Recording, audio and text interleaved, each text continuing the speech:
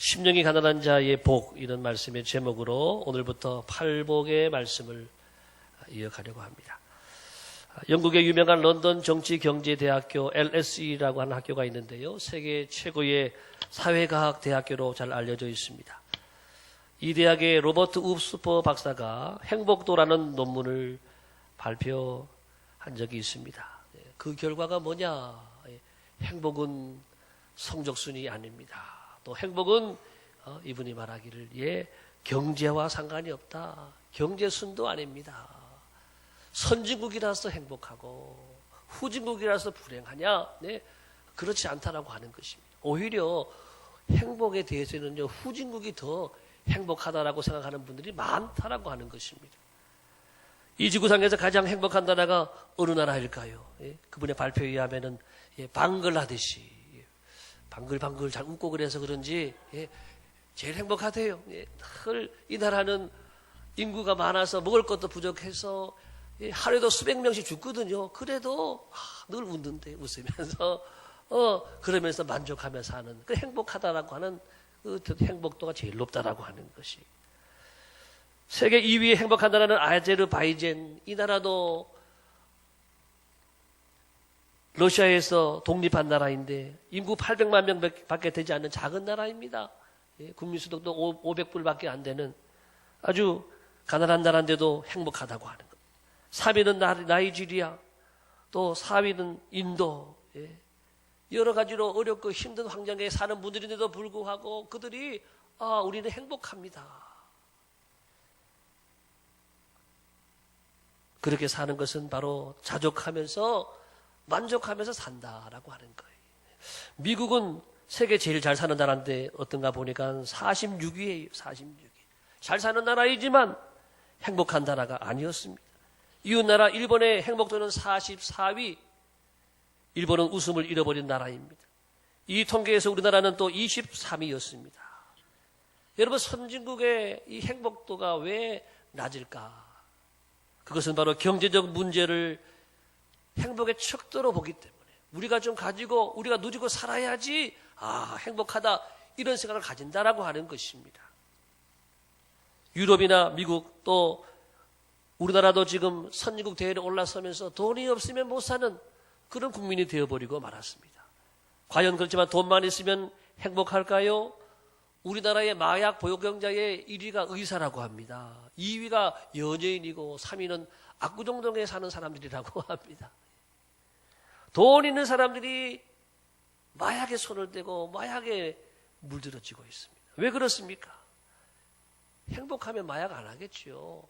뭔가 부족하고 행복을 찾고 싶다라고 하는 것입니다. 돈이 있다고 행복한 것이 아닙니다. 큰 집에 있다고 행복한 것도 아닙니다. 높은 자리에 올라가고 권력이 있다고 해서 내가 행복한 것도 아닙니다. 행복은 소유가 아니라 존재입니다. 따라합시다. 행복은 소유가 아니라 존재다.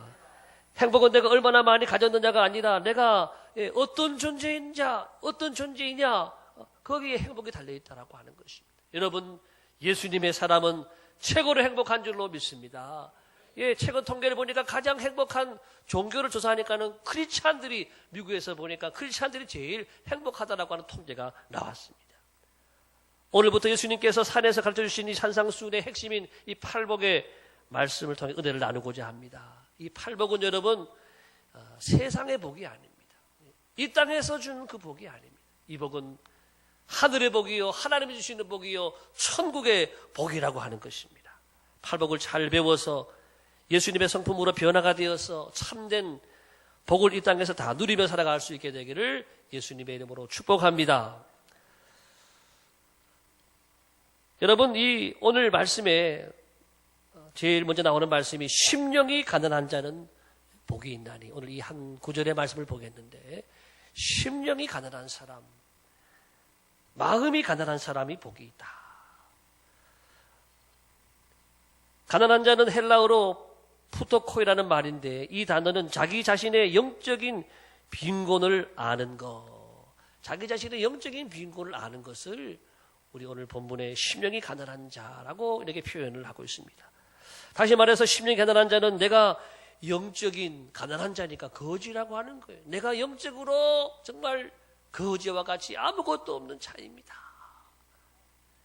여러분, 영적인 거지가 누구냐? 바로 죄인입니다. 죄인. 심령이 가난한 자는 내가 죄인임을 아는 자입니다. 내가 하나님 앞에서 어떤 존재인지, 특별히 거룩하신 그 하나님 앞에서 내가 한없는 죄인은, 용서받을 수 없는 죄인, 이 죄인인 것을 깨닫는 사람이 영적인 거지가 되고, 또 영적으로 가난한 자가 되고 심령이 가난한 자다라고 하는 것입니다. 누가복음 18장에 보게 되면 우리가 두 사람의 기도를 볼 수가 있습니다. 한 사람은 바리새인입니다. 한 사람은 사람들에게 다 미움받는 죄인입니다. 바리새인이 어떻게 기도합니까? 길 어귀에서 많은 사람이 지나가는 곳에서 두 손을 높이 들고 기도합니다. 오 하나님이여, 나는 다른 사람들 곧 토색, 불의, 가늠한 사람들과 같지 않습니다. 또 옆에 있는 이 세리와도 같지 않은 것을 감사합니다. 저는 일회에 2번씩 금식하고 또 소득의 11조를 드립니다. 이 기도를요 아주 크게 자랑스럽게 하는 거예요. 그런데 똑같은 시간 기도하는 세리는 저 뒤에서 고개를 들지도 못하고 감히 소리를 크게 내지도 못하고 속으로 주여 저는 죄인입니다. 주여 저는 죄인입니다. 용서해 주옵소서. 뭐 기도가 다른 기도가 없어요. 자기는 죄인이라고 하는 기도, 용서해달라고 하는 기도밖에 없더라고 하는 것입니다. 예수님께서 이 모습을 보시고 이 사람이 저 사람보다 의롭다 하심을 받고 집에 내려갔다. 누가? 세리가 더, 바리새인은 종교인이고 유대인인데 유대인보다도 이방인인 이 세리가 더 의롭다. 이렇게 예수님이 말씀하셨습니다. 여러분 그렇습니다. 내 자신이 죄인인 줄을 아는 사람이 우리 기독교에서는 복된 거예요. 여러분은 죄인입니까? 안 죄인입니까? 잘 모르시나요? 네. 다 잊어버리셨나요? 여러분은 죄인입니까? 안 죄인입니까? 네. 죄 있는 자들아 이리로 오라, 주 예수 앞에 오라. 우리 오늘 또 죄인이기 때문에 여기에 나와 있는 거예요. 내 죄를 해결할 수 있는 사람이 없기 때문에 여기 나온 줄로 믿습니다. 죄인인 것을 아는 사람, 주님 앞에 늘 죄인으로 설 수 있는 사람, 이런 분들이 심령이 가난한 사람이라고 하는 것이에요. 내가 무엇이 잘못되었는지를 아는 것이 복이에요. 내가 무엇이 잘못되었는지 모르고 내가 죄인임을 고백하지 않는 사람들이 성경에 나오는 복은 없다라고 하는 것입니다. 다윗은 우리아의 아내 바세바를 범했습니다. 요즘 말로 하면 간통죄를 지었어요. 간통죄를. 그리고 청부살해했어요. 이 남편 가장 극렬한 전투에서 죽게 해라. 우리야 자기 부하인데 왕이지만 청부살해했어요. 예. 여러분 어떻게 보면 당시에 이 절대 권력, 왕이라고 하는 권력이 뭐 얼마든지 그럴 수 있는 시대라고 하는 것이지요. 왕의 특권이기도 했습니다. 그렇지만 하나님의 종 나단 선지자가 다윗을 책망합니다. 하나님의 비유를 통한 책망을 듣고 다윗이 뭐라 그럽니까? 내가 여호와께 죄를 범했나이다. 나는 죄인입니다. 주여 내 죄를 용서하여 주옵소서. 눈물로 회개하며 기도했더니 하나님은 다윗의 죄를 씻어주시고 용서해 주시고 다윗을 성군 다윗으로 만들어 주신 줄을 믿습니다. 여러분 물론 다윗이 바세바와 사이에서 낳은 자녀는요 죽었어요. 그 죄에 대한 대가로 하나님이 거두셨지만 그 이후에 다윗의 삶을 보게 되면 하나님 많은 은혜와 복을 받게 된 것을 볼 수가 있습니다. 그렇습니다. 하나님 앞에 내가 말할 수 없는 죄인임을 고백하고 용서받을 수 없는 죄인임을 고백하는 마음, 이 마음이 심령이 가난한 자의 마음이다. 두 번째는 다 같이 시작. 심령이 가난한 자는 겸손한 사람입니다. 여러분 거지의 특성은 뭐냐 하면은 겸손이에요. 거지가 되었는데 내가 밥 벌어 먹어야 되는데 마음이 높아 있고 교만하고 거만한 사람들은요 거지 해먹을 수가 없는 거예요. 남의 집에 가서 이리 오너라, 먹을 것 좀 가지고 오너라. 아유 남루하고 거지인데 남의 집에서 큰 소리 치는 거예요. 어서 먹을 것 가져오지 못할까 뭐 이러면은 어떻게 될까요? 예. 물 한 바가지 뒤집어 쓰는 거죠. 예. 오물을 뒤집어 쓰든지 아니면 몽둥이 세로로 바꿔 쫓겨나든지 그렇게 되는 것이죠. 적어도 거지가 되려면 겸손해야 되는 것입니다. 모든 사람에게 고개를 숙이고 그걸 하지 않으면 거지가 될 수 없습니다. 가끔 병원에 가면 너무 똑똑한 분들도 계시다 그래요. 아유, 병원에 왔는데 자기가 다 알아요. 내 병을 다 알고 이 병을 이러니 이렇게 해 주십시오. 그럼 의사 선생님은 뭐라 그럴까요? 내가 의사인데 본인이 다 알면 여기 왜 왔어? 나한테 보여주고 나한테 지금 진단을 받고 처방을 받아야지. 본인이 알면 병원에 왜 왔어? 그런 사람은 환자의 자격이 없는 거예요. 환자는 겸손해야 되고 죄인도 겸손해야 되고 우리 성도들도 겸손해야 천국이 그곳에 임하는 줄로 믿습니다. 그래야 복을 받는다라고 하는 것입니다. 최근에 4, 5년 전부터 대학가에 무신론 동아리가 생기고 있다고 합니다. 놀랍게도 이 무신론 동아리가 하나 생기기 시작하더니 서울대학교 또 카이스트 이런 뭐 좋은 대학부터 시작해서 전국의 수많은 대학에 지금 무신론 동아리가 한 200개쯤 된다고 합니다. 얼마나 많이 생겼는지 몰라요. 기독교 동아리들이 많으니까 거기에 반해서 과학적이고 합리적이고 인본주의를 목표로 한 동아리라고 하는 그런 이름으로 막 생겨나고 있어요. 그들의 말은 그럴듯합니다. 그리고 그것이 오늘날 세상이 추구하는 목표하고 비슷합니다. 그러나 하나님이 살아계신 것은 여러분 분명한 줄을 믿습니다. 하나님이 살아계시다는 것을 증명하는 것은 쉬워요. 하나님이 살아계시지 않다라고 증명하는 것이 여러분 더 어려운 거예요. 하나님이 살아계시다 이거는요 몇 가지 증거만 있으면 되는 거예요. 하나님이 살아계신 몇 가지 분명한 증거들만 이야기하면 살아계신 것은 확실한 거예요. 그런데 무신론을 증거해봐요. 무신론을 증명해봐요. 어떻게 증명할 거예요? 하나님이 안 계시다라고 하는 걸 어떻게 증명할 거예요? 그거 증명하려면은요 역사를 다 뒤져봐야 돼요. 하나님이 안 계시다는 증거를 역사 속에 다 뒤져봐야 되고 지금 우주 만물 다 사사치 뒤져봐서 거기에서 없다 그래야지 안 계신 거예요. 그거 할 수 있겠어요?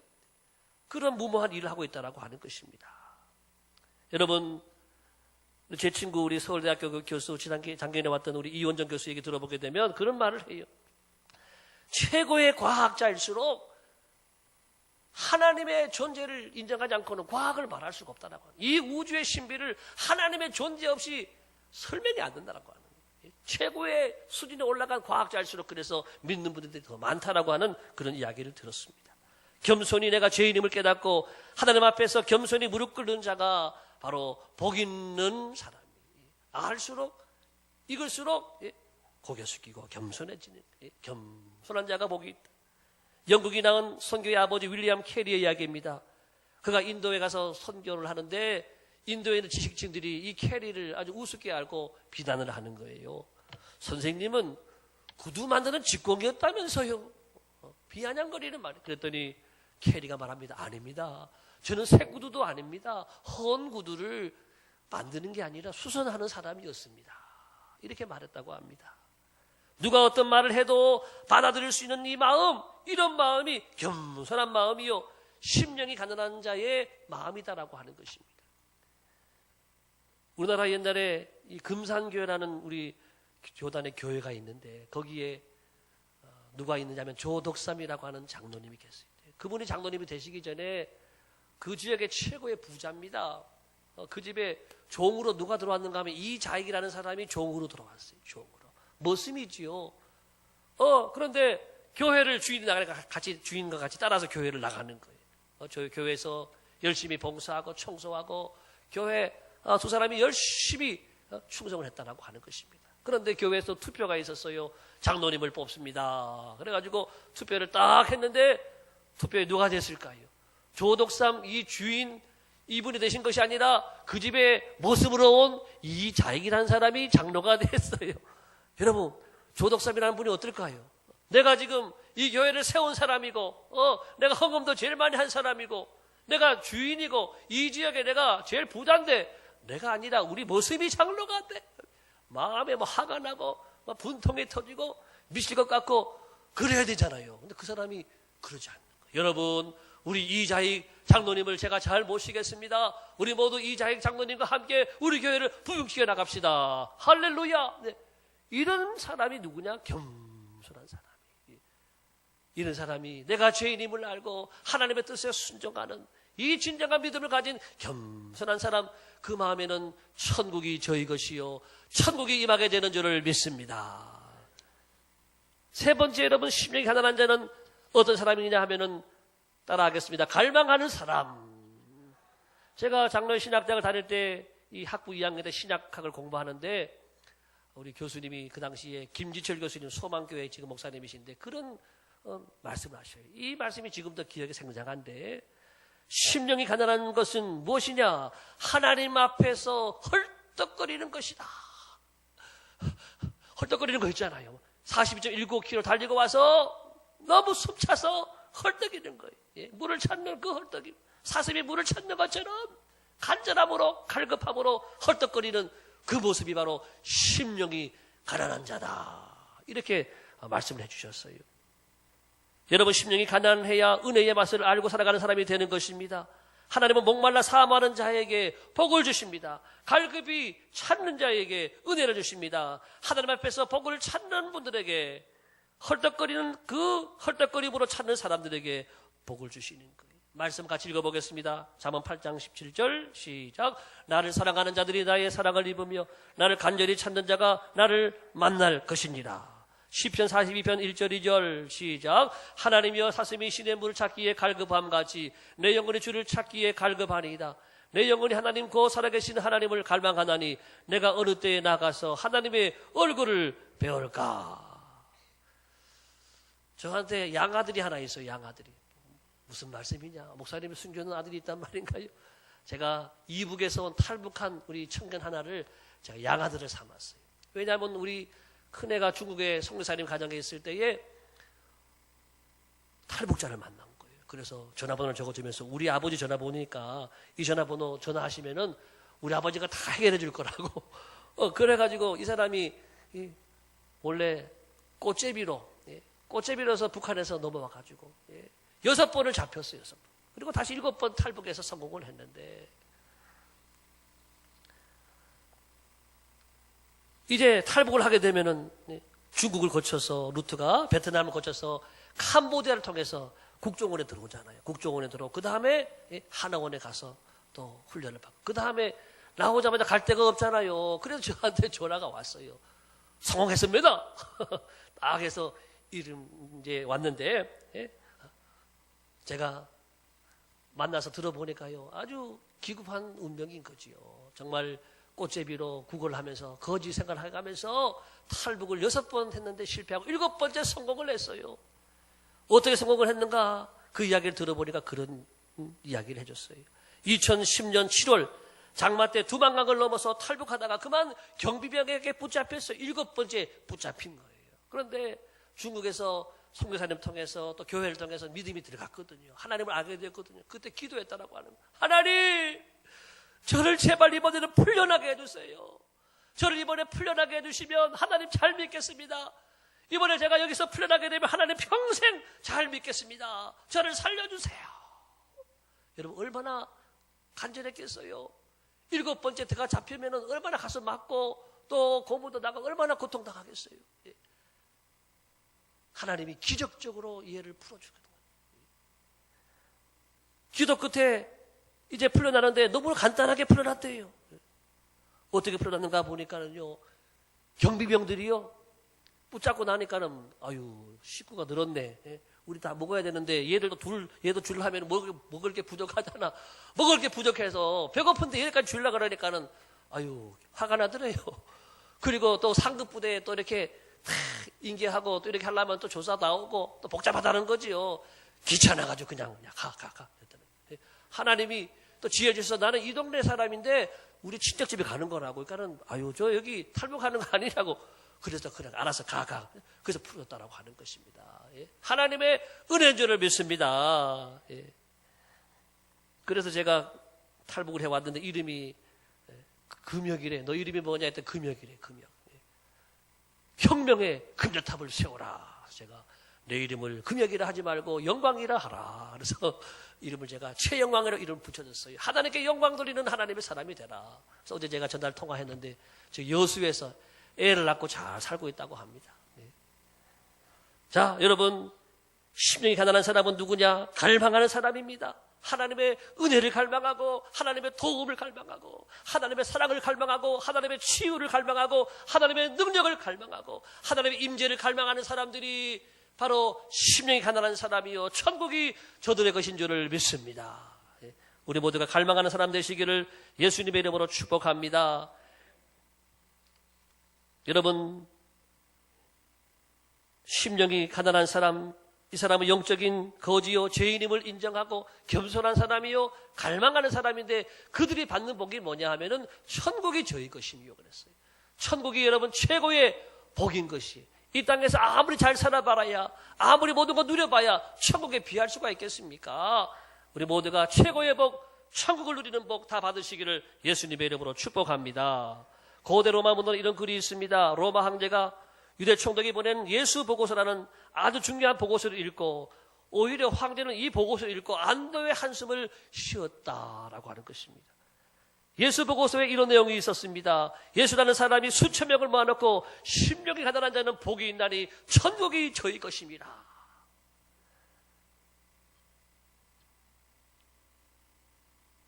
이 말을 듣고 로마 황제는요 그동안에 사실은 마음이 편치 않았어요. 왜? 이스라엘의 왕이 예수님이라 그랬으니까 한 왕이 또 나타났다고 하니까 마음이 편치 않고 뭔가 불편하고 뭔가 마음에 이 답답함들이 있었는데 이 보고서를 읽은 다음에 이분이요 오히려 웃었다라고 하는 것입니다. 예수는 어리석은 사람이야. 예수를 따르는 사람은 일고의 가치도 없는 사람들이야. 심령이 가난한 사람이 복이 있다고 하니까는 황제는 예수 그리스도가 왕의 자격이 없는 사람이라고 이렇게 일축해버렸습니다. 그래서 더 이상 예수 그리스도에 대해서 염려하지 않았다고 하는 것입니다. 그런데 어느 날 황제가 그만 여러분 죽게 되었습니다. 점점 죽음의 시간이 가까워오고 있습니다. 고통 가운데 죽어가고 있습니다. 불안하고 초조하는 거예요. 왜? 천국을 못 만났으니까. 불안하고 초조하는 거예요. 심령이 가난한 자는 복이 있나니 천국이 저희 것이며 그 말이 생각이 나더라고 하는 거예요. 예수님이 했던 말이 생각이 나고 계속해서 심령이 가난한 자는 복이 있나니 천국은 저희 것이며 이것을 되뇌이다가 그렇게 죽어갔다라고 하는 것입니다. 여러분, 죄의 문제를 해결하지 않고 천국을 만나지 못한 사람들은 아무리 세상에서 모든 것을 가진 황제라 할지라도 아무리 큰 부자라 할지라도 죽음 앞에서는 꼼짝 못하는 거예요. 죽음 앞에서 두려워 떨고 다 공포 가운데서 괴로워하며 죽을 수밖에 없다라고 하는 것입니다. 여러분, 죄의 문제를 해결하시길 예수님의 이름으로 축복합니다. 죄의 문제를 해결해야 천국이 내게 오는 거예요. 죽음의 문제를 해결해야 천국이 내게 오는 거예요. 그러므로 심령이 가난한 자가 되시기를 예수님의 이름으로 축복합니다. 내가 죄인인 것을 깨닫고 겸손하게 하나님 앞에 헐떡거리고 나가는 우리 모두가 되어질 때에 천국은 비로소 여러분의 마음에 임하여 있을 줄로 믿습니다. 천국을 오늘도 누리고 내일도 누리고 우리의 일평생의 삶 속에서 천국을 누리는 천국 백성이 다 되어지시기를 예수님의 이름으로 축복합니다. 특별 새벽 부흥회는요 천국 잔치입니다. 한 주간 했는데 잔치는 집에 다 가잖아요. 잔치가 있으면 여러분들이 다 나오셔서 은혜 받는 자리가 되셔야 됩니다. 나는 피곤해서 못 가요. 피곤해도 천국은 가야 되잖아요. 물론 새벽에 안 나간다고 지옥 가는 건 아니지만 운동선수들도 여러분 피곤하다가 할 때 힘들다 할 때 그 순간 조금 더 하면은요 실력이 자란다고 합니다. 여러분 모두가 힘들어도 그 시간 잘 참고 나오시면 은혜의 바다가 열려지고 축복의 시대가 열려지고 역사를 주관하신 하나님께서 여러분의 인생을 주관하시고 복되게 해주실 줄을 믿습니다. 이 시간 우리 함께 찬양하겠습니다. 심령이 가난한 자는 복이 있나니 이 찬양을 함께 드리고 우리 기도하겠습니다.